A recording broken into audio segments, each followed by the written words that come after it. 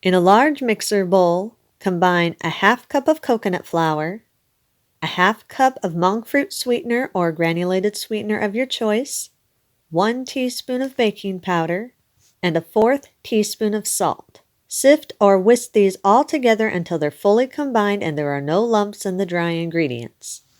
Add 2 large room temperature eggs, then beat on low for about 10 seconds or just to moisten the dry ingredients, and then increase your speed to medium-low and beat on medium-low for about another 30 seconds or until everything is fully combined and the mixture is crumbly.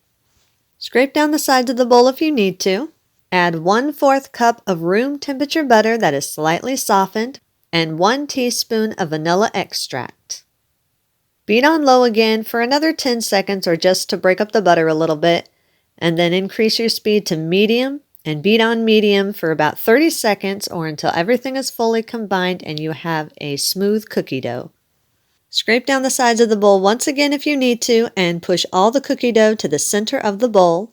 Shape it into a smooth ball, then place it in the refrigerator for about 5 minutes just to let it firm up a bit.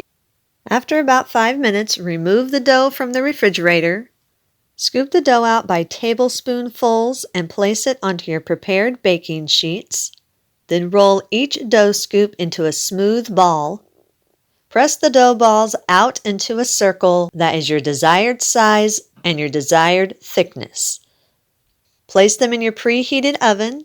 Bake them at 375 degrees anywhere from 12 to 15 minutes or until they're darkened around the edges. Once they're golden, remove them from the oven. Allow them to cool on the pan for at least 15 minutes or until they are firm. Once they've firmed up on the pan, transfer them to a wire rack and allow them to cool completely before putting the filling and the chocolate coating on them. While the cookies are cooling, in a medium bowl, combine a half cup of creamy peanut butter. If you are allergic to nuts, you can use sunflower seed butter or pumpkin seed butter. If you do use pumpkin seed butter, it will have a little bit of a darker tint to it. 1/4 cup of powdered sweetener of your choice. I'm using powdered monk fruit allulose blend and 1½ teaspoons of vanilla extract. Use a fork and stir these all together until they are fully combined and all the powdered sweetener has been moistened by the peanut butter. Gradually add in up to 2 tablespoons of the milk of your choice. Add it about a half tablespoon at a time until the filling is your desired consistency. I use a full 2 tablespoons. Then set the filling aside until your cookies are completely cooled. Once the cookies have completely cooled, then take about a half tablespoon of the filling and place it onto the center of each of the cookies. Then use your fingers and press the peanut butter mixture so it spreads across the top of the cookie, leaving a little bit of the edges without any filling on them. Place them back onto your lined baking sheet and freeze them for about 15 minutes. Just before you remove the cookies from the freezer, in a small bowl, combine 1 cup of keto chocolate chips and 1 tablespoon of coconut oil. Microwave these in 15-second intervals until the chocolate chips are fully melted. Use your fork and stir the chocolate chips all together. Make sure they are fully combined with the coconut oil. Then remove the cookies from the freezer. Place your cookies one at a time into the chocolate mixture and use 2 forks to turn the cookies over several times until they are fully coated with the chocolate. Place them back onto your lined baking sheet and place them in the refrigerator for about 30 minutes or until the coating is firm. Once the chocolate coating is firm, remove them from the refrigerator, place them on a serving platter, eat and enjoy.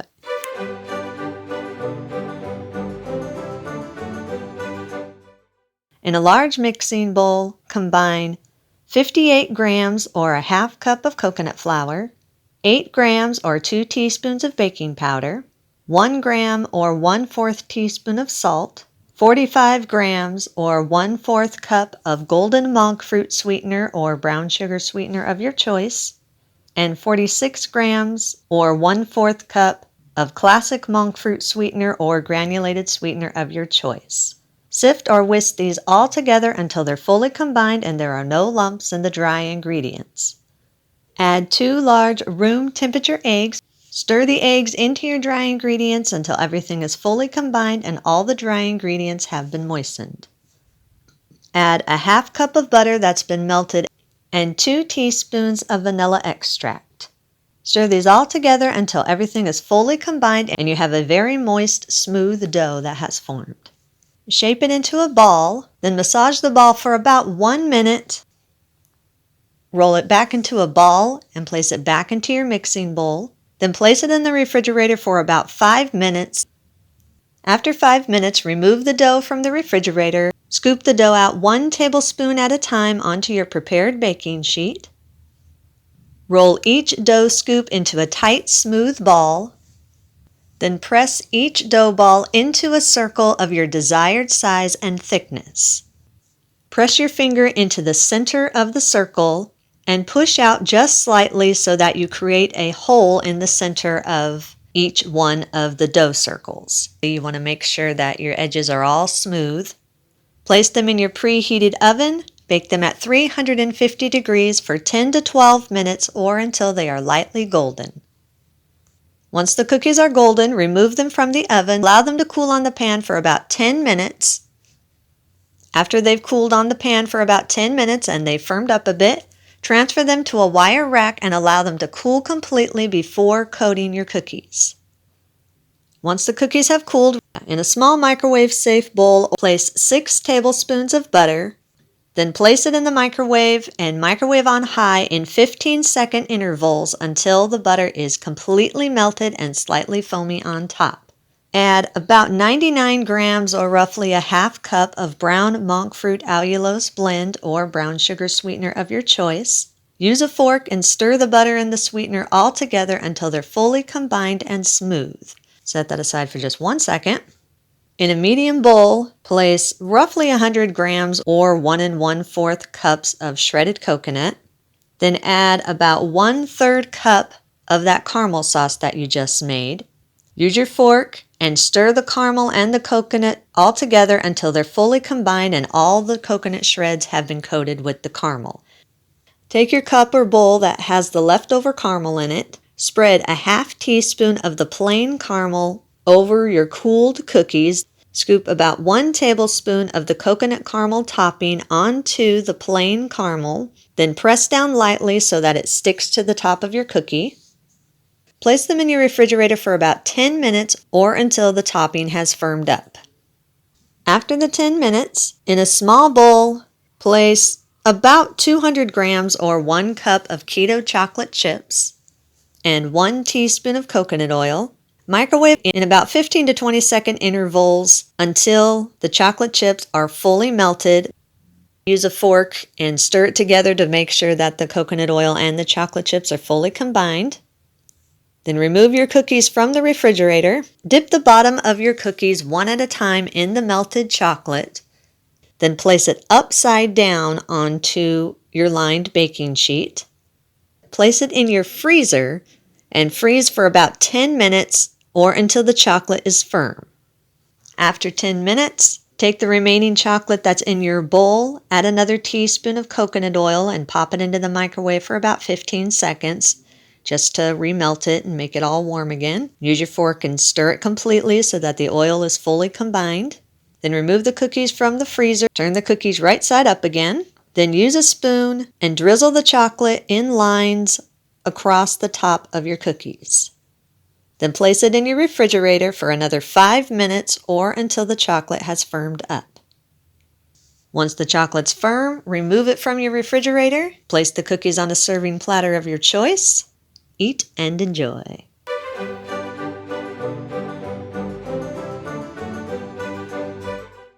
In a large mixer bowl, combine 3/4 cup of coconut flour, 2 teaspoons of baking powder, 3/4 cup of the sweetener of your choice. I'm actually using a combination of the golden monk fruit and the classic monk fruit. Sift or whisk these all together until they're fully combined and there are no lumps in the dry ingredients. Add 2 large room temperature eggs.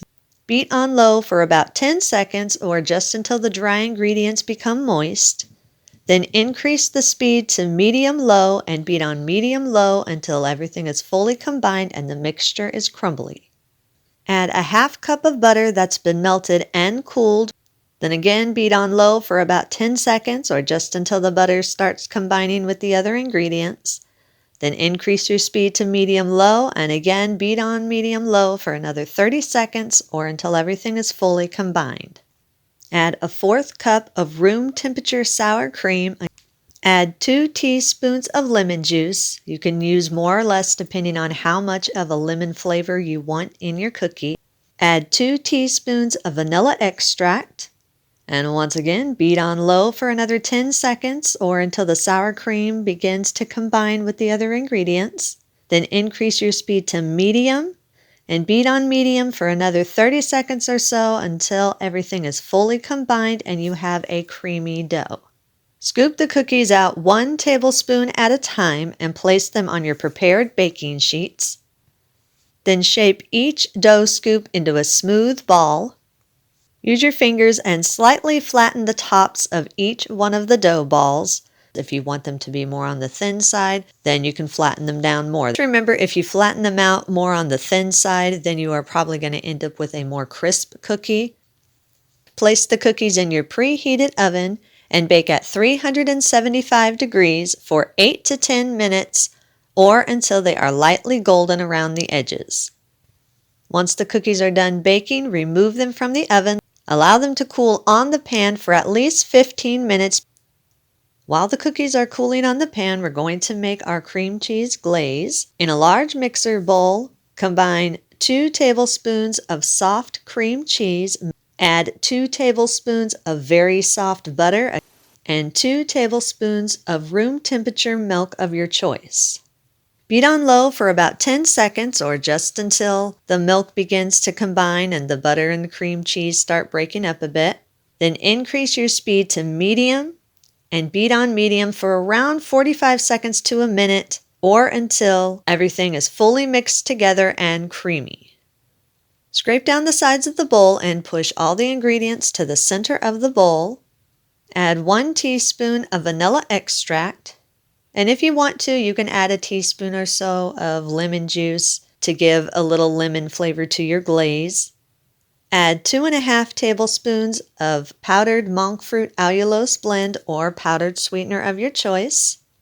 Beat on low for 10 seconds or just until the powdered sweetener becomes moist. Then increase your speed to medium and beat on medium for another 45 seconds to 1 minute or until everything is fully combined and you have a creamy but slightly thin texture.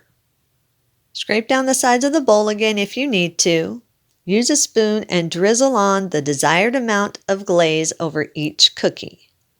Transfer them to a wire rack and let them sit for at least 5 minutes so the glaze can have time to firm up a little bit to where it's not dripping. Eat and enjoy.